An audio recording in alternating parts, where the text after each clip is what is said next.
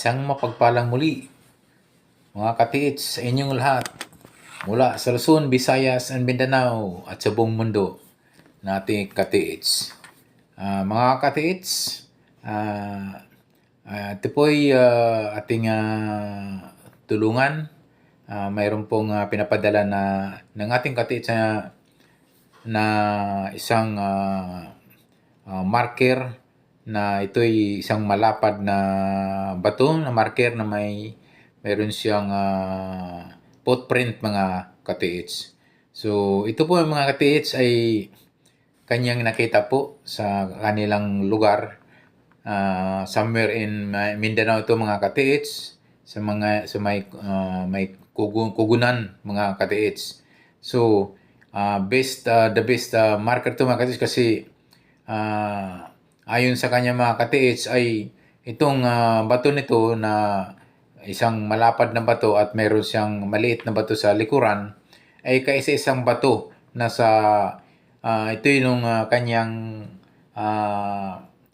na hinawi yung kugunan ay na medyo natabunan kasi itong bato nito. At nagulat na lang siya kasi nga bakit merong ganitong bato at nag-iisang bato lang siya, ay merong katabing bato, so bali dalawang bato siya katiits. At ito nga ay medyo halos matabunan na ng itong kugon nung kanyang hinawi yung kugon at chinik, isang malapad-lapad na bato na mayroong footprint na markings na naka-engrave po sa ibabaw ng bato mga katiits. So magandang marker po ito mga katiits. Sa tingin ko ito mga katiits ay isang giveaway na items ito mga katiits. Okay.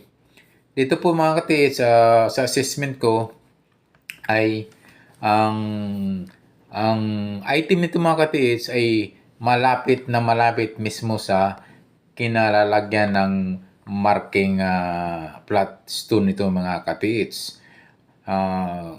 Swerteng pag nagkataon to mga katiits, itong nagpapadikod dahil itong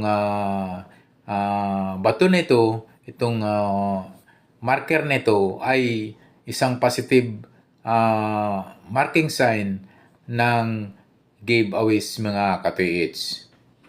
So ito po nga mga katiits, mayroon akong napansin sa ibabaw ng malapad na bato, isang footprint na naka-engrave po na pointing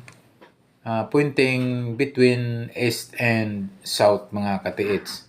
So pwede niyong i-check ito, ang kanyang harapan ng 1 to 2 o 3 meters away mula dun sa kinalalagyan ng batong malapad dito katiits.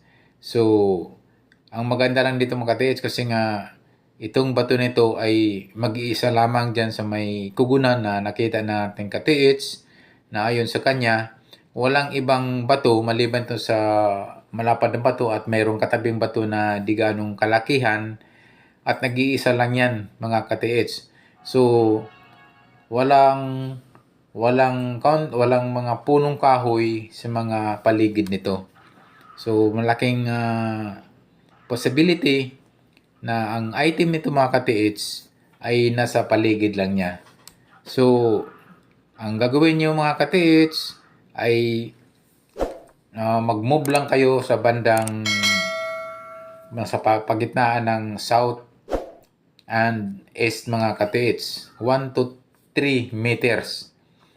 Pwede nyong itisdig yan ng 1 meter deep. Kasi nga mga katiits, pag mga ganitong giveaways lang ay napakababaw lang talaga yan. So marami akong mga katiits na naka-retrieve na panood na mga giveaways na lalong-lalo na sa liblib na bulubundukin ay napakababaw lang talaga mga katiits ang pagkabaon mga katiits. So yung iba nga hanggang tuhod lang ang lalim, ang hukay, nakita agad nila yung mga jars na mga pinaglalagyan po ng mga jewelries, may mga diamond, mga relics, mga gold coins, mga silver coins ang laman mga ka-TH. So, napakaswerte itong nagpapadala ng picture na nagpatulong pagdikod dahil napakagandang marker to mga ka-TH. Bihira lang ito dahil sabi nga niya, mag-isa lamang tong bato nito sa kanilang nakita nito sa kanilang lugar at walang ibang bato na pwedeng so nakapagtataka nga dahil itong malapad na bato, lapad-lapad na bato, mayroon naka-engrave na footprint. Yun yung isang nakakamanghang pangitain dahil possible items po ito mga ka-TH. So, napakaswerte itong ka-TH natin dahil kapag na-retrieve at nakuha nila yung item, ay talagang pira na yan. Talaga namang, dahil alam mo yun mga ka-TH, kahit jewelries lang yan, kahit mga relics lang yan, gold coins or silver coins, napakahalaga ngayon ang value ng mga ganyang klaseng silver coins, gold coins, at mga relics na yan mga ka-TH. Ibang klase na ngayon dahil yung mga ganyang bagay, lalo na mga old items, mga nalipasan na ng panahon, ang mamahal na yan ng value mga ka-TH. So ito mga ka-TH, advice ko lang sa ka-TH po natin, kung mayroong treasure hunting equipment, kung mayroon siyang metal detector, unang-una po ang gagawin, i-detect niyo po yung mismong malapad na bato. Baka mayroon dyan sa yung item na yun, baka nasa mismong under the rock, nasa malapad na bato. So, then yung paikot, apat na anggulo po ang gagawin nyo ka-TH. Mula sa east, pwede kayong magsuyod ng detector dyan or scanner locator, 1 to 2 meters. Then, going north, 1 to 2 meters din, distansya. Sa west, 1 to 2 meters din ang distansya. Then, sa south, 1 to 2 meters din ang distansya. Pwede nyong i-detect yan ng metal detector or scanner locator. Ang ito pong naka-engrave po na footprint na sa ibabaw ng ay nag-represent yan ng distansya, walking distance. So, talaga namang maiksi. Kasi nga, mayroon ding mga ganyang footprint na mayroon nang naka-retrieve ng items na ganyan ding kaliit na footprints ay malapit na malapit. 1 to 2 meters po yung distansya. Doon nila na retrieve yung items mga ka-TH. So, napakaswerte pag nagkataon itong isang nagpapadala po ng picture na mayroong marker sign at may footprint pang naka-engrave yung kanyang pinadalang picture sa atin mga ka-TH. Ang isa po mga ka-TH, itong area na ito mga ka-TH ay malayo ito sa parang malayo sa kabihasan mga ka-TH at medyo siya, high-rise mountain mga ka-TH. Yan yung ikinaganda rito at positive talaga ito dahil sino bang magdadala dyan ng ganyang kalapad na siguro ang sukat nito ay nasa mga 1 meter by 2 meters ang lapad ng bato na hindi na magano'ng kakapalan at meron siyang katabing bato na isa ring parang countersign na mag-iisa lamang sa may kugunan. So, possible na ito'y sinadya mga ka-TH. So, napakaswerte itong ka-TH po natin pag nagkataon talaga namang buwinas na ito.